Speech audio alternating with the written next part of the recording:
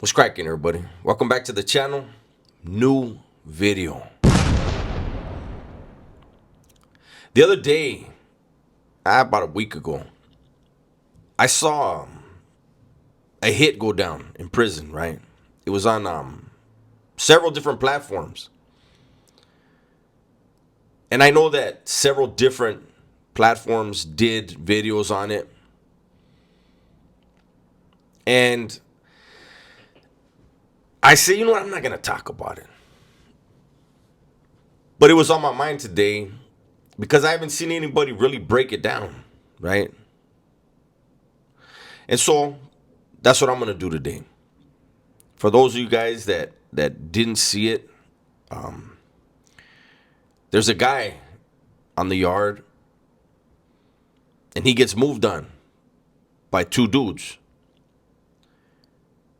And next thing you know, there's at least 10 dudes involved in the hit. Obviously, the target was unalived. He didn't survive the attack, which isn't surprising with that many people. And it may have even been over 10. I didn't count. I just saw a bunch of bodies. And I can tell you that it's something that I've never, ever seen or even heard of while incarcerated. The only time I've known of more than 3 guys getting on a body is during a riot, when the group that's being targeted, they're running around, they're trying to get away, and one gets pinned or one gets tackled and can't get to where his people are, where his faction is, and other dudes turn and look like, oh, they got one over there, and other dude, and you'll have 5 or 6 dudes there, and it never fails. There's friendly fire. Dudes will hit their own homies by accident trying to hit this dude because there's too many people on the body. There's too many people in the way. And so there's friendly fire, right? When I saw this, now, obviously, by how many people wound up getting involved, this was a high value target. This was somebody that was not supposed to breathe again when it was done. And in my experience in prison, from everything that I saw, things that I was a part of, when you have somebody that has to be like, this dude has to be hit severely, right? And it's somebody who's really wanted, you're going to send your 2 best hitters.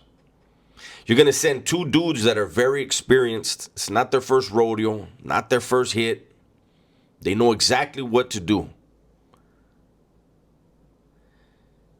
At the most, a 3rd person goes. And also people that they like to make fun of. They have zero understanding of what's going on. So usually there's going to be a discussion when you approach the hitters, like, hey, can you do the pad a favor? And when they say yes, and you say, okay, well, look, we're going to have you and homeboy do this together. And it's usually explained. Unless it's somebody who's very seasoned, then you don't have to do that. But if there's any kind of doubt, then to erase that doubt, you explain to people, listen, you two discuss amongst each other who's doing what, right? You're both going to be strapped. It's both your jale. But one of you needs to take the dude off his feet. One of you tackle him while the other one goes to work. Once you're able to, you both can pull him out, get your money, but take him off his feet for 2 reasons. One, when you take a person off his feet, he has way, way less power in his hands. He can't get his legs under him. He can't get his, when he's trying to fight back, try to take the knife from you, trying to knock you out. When he's on his back, or he's on his stomach, or he's on his side, but he's off his feet, the likelihood of him knocking you out, taking anything from you, is pretty much zero.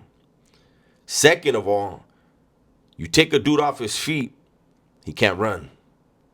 There's a lot of dudes we've seen in prison. A lot of us that have been to prison know. Dude could be the toughest dude on the yard. As soon as two dudes move on him, he becomes the fastest track star you ever seen in your life. So, seeing that thing happen, man, how many people are going to be charged with that body? I know how it is when you're doing that time. You're not thinking of getting out. You're thinking, better him than me. I'm jumping in on this. I just feel like a lot of weapons were lost in that incident, and a lot of dudes are going to be charged, and it can turn into a really big, it could turn into a type of case that is a lot worse than just your average jailhouse homicide. That many people involved. I remember hearing one time, I wasn't there. One of my cellies was there and he ran me down. It was an older dude. I've mentioned this dude a lot of times. He said when they were in the oil, when they were in the hole in High Desert, this was back when it was still the llavero system, and the llavero there, the shot caller, there was somebody that was going to have to get moved on the yard. He's going to have to get whacked, right? And he came up with the idea. And he's telling my cellie, because like I said, my cellie was an older dude. He had been around since the 70s, doing time since the 70s, right? So he was usually, people would run things by him like, hey, I was thinking about doing this and that. And this is what happened. The llavero gets at him and he says, hey, next yard we're gonna hit this dude, eh? And he goes, and I was thinking, if all of the homies on the yard, which is Ad Sig yard, if all of the homies on the yard jump on him at the same time, basically crowd him, the gunner's not going to be able to know which one actually took him out. And so the homie could get away with it, right? And my cellie said, no, they just charge all the vatos involved. Like if 10 vatos surround him and, punching him while another one's taking his wind from him, they just charge all of you. And so this is one of those situations. When I saw it, I don't want to say, but I'll just say this. I was completely shocked that was an active yard that sent that many people. They got the job done, man, but I would be willing to bet anybody that at least one or two of them dudes involved that's going to get charged didn't have a life sentence, but will now. And like I said, they don't care. They caught a body. Catching a body behind the walls is something that everybody recognizes and respects. Like, he did that. I will say that times have definitely changed in the California Department of Corrections as far as the shooting policy, because I tell you what, if this would have been 20 years ago, the cops would have shot at least 4 or 5 people. Whoever survives, survives, but they would have definitely, I'm telling you, in the riot in Pelican Bay, February 23rd, 2000, there was one of the homies on the yard, and I'm sure he's still around, and he'll see this video, and he'll know I'm talking about him. During the riot, he got shot 3 times. One dude got shot 3 times. The first shot hit him in the knee and dropped him. The other 2 shots, I guess they were for good measure because he was on the ground the whole time. He got shot in the knee, he got shot in the ass, and he got a bullet fragment hit him in the neck. Nowadays, you have guys in the day room working a body for 5 minutes, 2 minutes. Working a body on the yard, 2-3 minutes. They come with the pepper spray.